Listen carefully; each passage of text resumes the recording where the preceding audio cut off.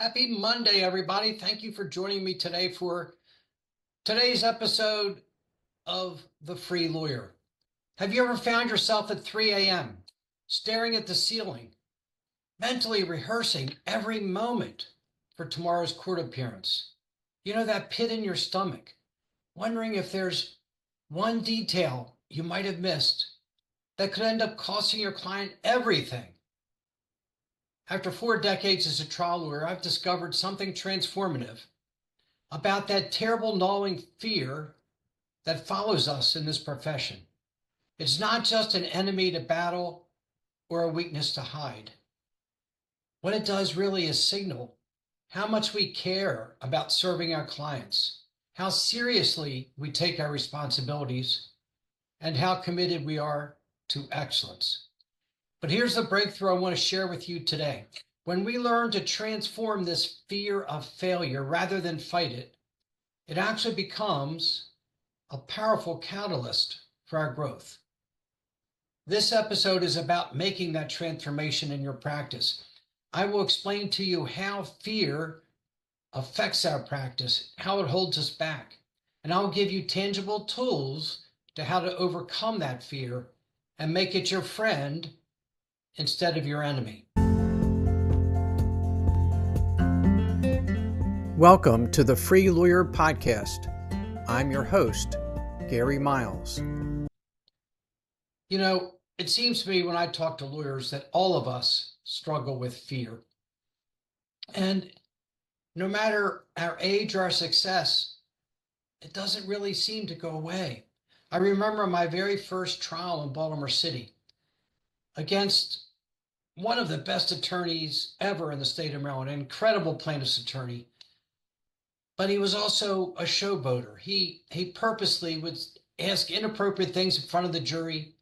The judges loved him. The juries loved him. He had this just funny way about him. And he was devastatingly successful. And my first trial was against him, one of the most experienced lawyers in all of Baltimore. And I was scared to get death. I felt such fear. But I persevered and ended up winning.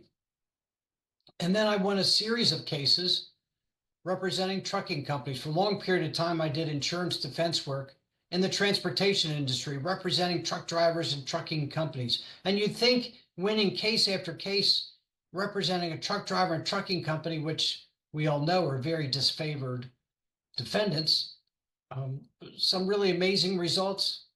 But yet, I still experienced self-doubt. I still was afraid of losing my next case. And what I've learned is that this fear affects lawyers at all experience levels.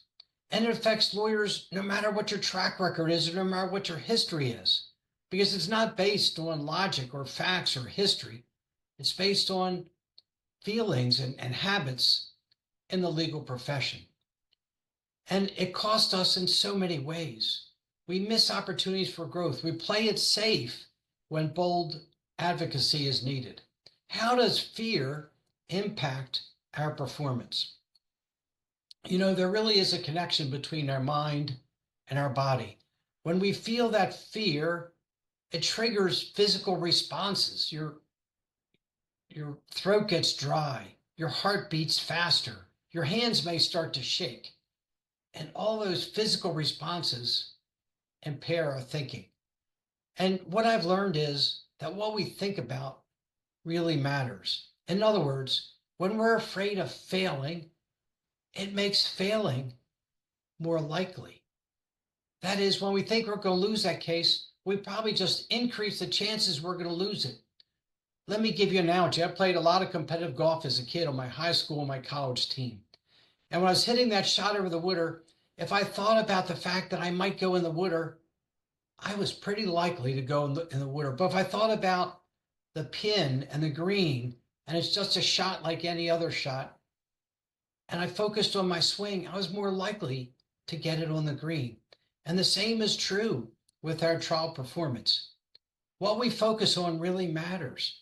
And when we think about failing, we've just created stress and fear. We've lost our belief in ourselves and our client when we do that. And fear ends up hijacking our best judgment. We don't make the right decisions because we're afraid to be wrong. And it leads us to procrastination. We put off working on that file because we're afraid it'll be somehow inadequate. And it causes us to delay and hold back instead of confidently proceeding forward with our work. And it causes damage to some of our most important professional relationships. When we're afraid of failing, we just don't feel as connected with our co-counsel.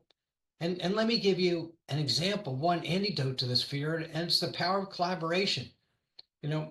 Very late in my career, I had an opportunity to handle a mold property damage case.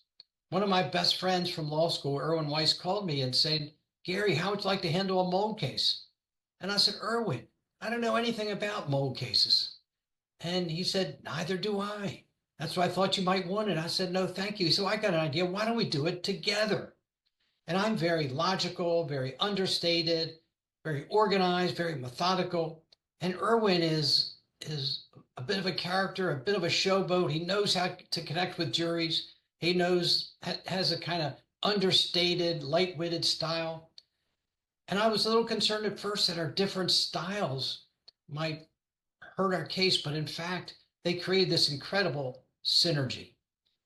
And we end up getting a $300,000 verdict on just a property damage case, which was 3 times our settlement demand. But what's more important than that is I learned how that isolation that we feel when we try cases alone or we work on the deals alone feeds our fear. But when we have a partner, someone to share it with, it creates more synergy, more enthusiasm. And that experience brought renewed enthusiasm to my practice. I loved it. It was so much fun handling that case with him. See, the real price of fear in our practice is losing our love for the law. We feel isolated. We feel alone. We feel scared. It's no fun anymore.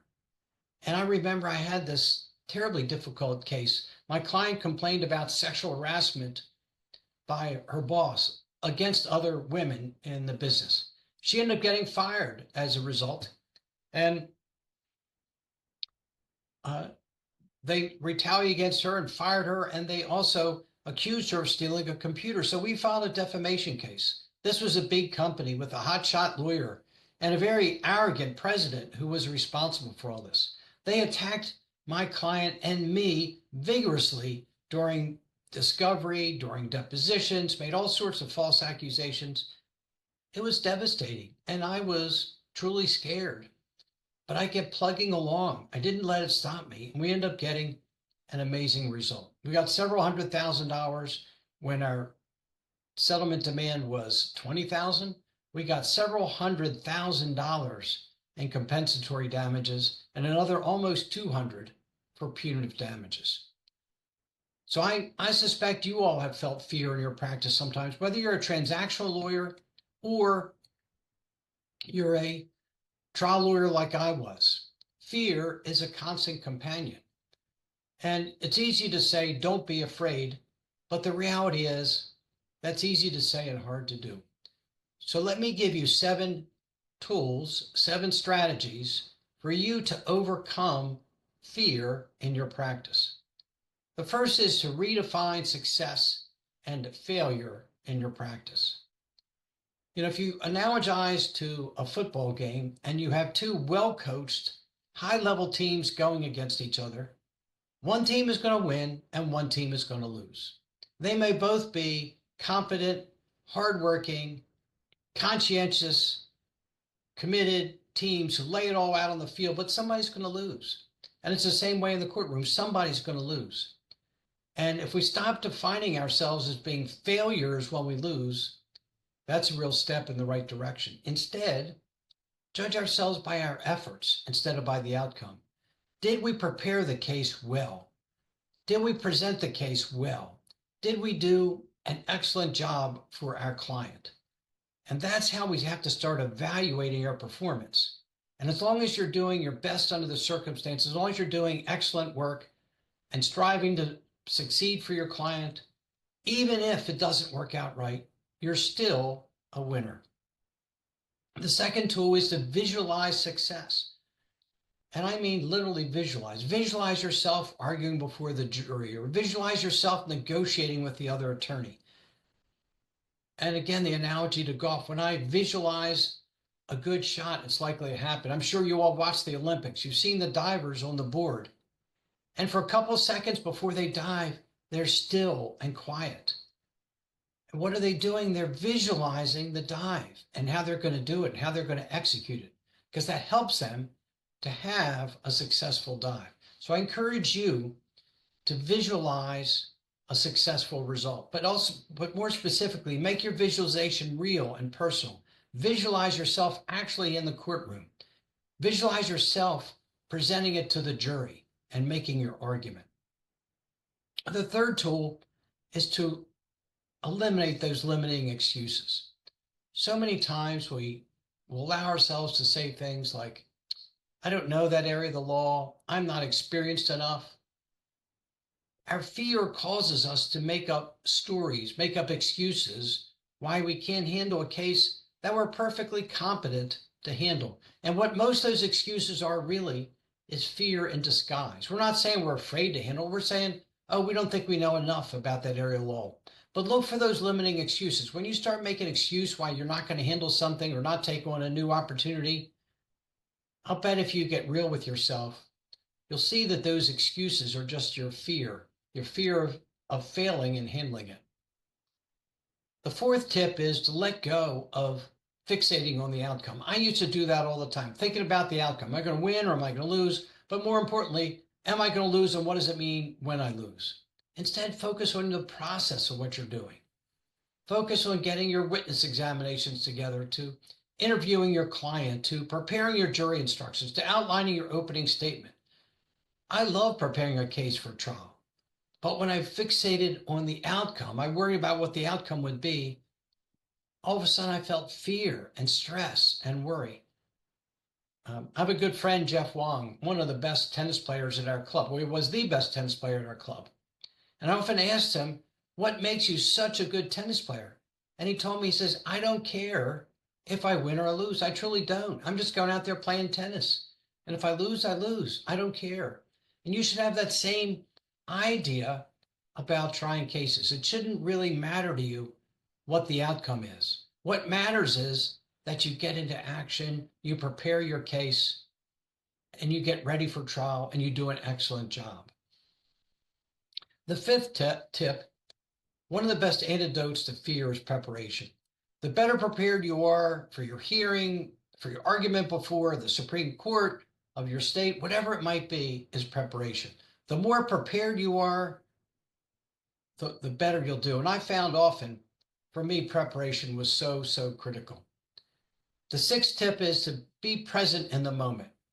Be connected with the present time. Don't let yourself be in the past, think about some other case you lost, or worried so much about the future. Just be present in the moment. Focus on what you're doing. And finally, the seventh tip, get into action. Let go of that anxiety. Take small steps on your matter, whether it's transactional or a case in court. Just get busy. Don't be paralyzed by that fear. Just get into action. As long as you're into action, something good might happen. You know, I've been practicing law for a long time, and I've had quite a journey that's taken me from fear to freedom. When I was a kid, I was bullied. I was very heavy. I wore nerdy glasses. I was also the brightest in the class, and everybody picked on me for it. And those experiences led me to perfectionism, people pleasing, and to be obsessed about my results. And, I ended up actually graduating #1 in my high school, college, and law school classes. And you would say that devotion, commitment served me well in my academic success, but it also trapped me in fear of failure.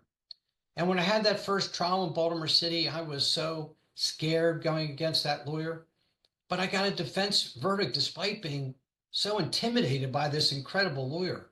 And the lesson I learned from that is we're all competent attorneys who can represent our clients well, as long as we don't live in fear or insecurity. And for me, the turning point that really put me on a different path was when I tried this case where I claimed my client was fired because of a workers' compensation claim. It was a very difficult case. Everything was circumstantial evidence. And I created the inference, I created the picture, and the jury found my way and gave me every penny I asked for. But I was so devastated 2 weeks later when the judge said there was no evidence sufficient to support the verdict. I was crushed and disappointed for my client. But what it did was force me to confront my relationship with outcomes. I learned that fixating the outcome didn't serve me. I actually did an incredible job for my client. I won a case where the judge said there's not enough evidence to support it. And the lesson I learned from that is my worth as an attorney could not be tied to the outcome, but rather to my effort. And I learned to distinguish between what I can control. What I can control are my feelings, my thoughts, my actions, my preparation, my work, my effort, and what I can't control. I can't control the judge and his decisions, the jury and their decisions, the attorney and how he acts with me, my client and his expectations. I have a little bit of influence on them, but sometimes not as much as I wish. And I found that when I shifted my focus from the outcome to excellence and to the process of preparing my case, I could do so much better. My amazing discovery was when I focused less on winning, my performance actually improved. Doesn't make much sense. You think the more you try to win, the more you'll win. But the reality is being so obsessed with the outcome is a negative. And focusing on the process of my effort was what really counted. And I found such freedom by releasing perfectionism. It allowed me to have more authentic relationships with my clients. I renewed my passion for the profession. I enjoyed what I did so much more because I wasn't putting myself under so much pressure. You know, there's a lot of pressure in the legal profession. There's no doubt about it. But some of the worst pressure is what we put on ourselves. And this is one of those ways. When we live in fear of failure, we create our own stress. And my practice became so much more fulfilling when I was driven by service to my client rather than by fear. And there's nothing more fulfilling than to lose a case and get a wonderful note from a client who says he knew that I put forth everything on his behalf. I did a great job, and he's very grateful that I was his lawyer. You know, my journey taught me that freedom comes not from eliminating fear, but from transforming our relationship with it. When I stopped seeing my pretrial anxiety as weakness and started seeing it as energy I could channel into preparation, everything changed. The most powerful realization was that my failures didn't define me. When I lost a case, they didn't make me a loser. They were simply events, though, that I could learn from. And that shift in perspective gave me the freedom to take bold positions, to try innovative approaches, to take cases in new areas, and ultimately to serve my clients better while enjoying the practice of law again.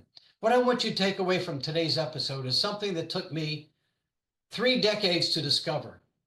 You can practice law with confidence instead of fear. Your clients need your bold advocacy. Your practice needs your creative energy. And you deserve to feel the joy of practicing law without fear constantly whispering in your ear. Trust me, I know. This transformation is not always easy. I won't pretend it is. But having coached countless attorneys through this journey, I've never met one who didn't feel it was worth every step. Remember, fear of failure is not just an uncomfortable emotion. It's a signal that you care deeply about your work. And when you learn to transform that fear into fuel for growth, everything changes. Your practice becomes more fulfilling. Your advocacy becomes more powerful. And you rediscover the passion that brought you to this profession in the first place. If you would like to explore how to make this transformation in your practice, please reach out to me for a free confidential discovery call. The link is in the show notes.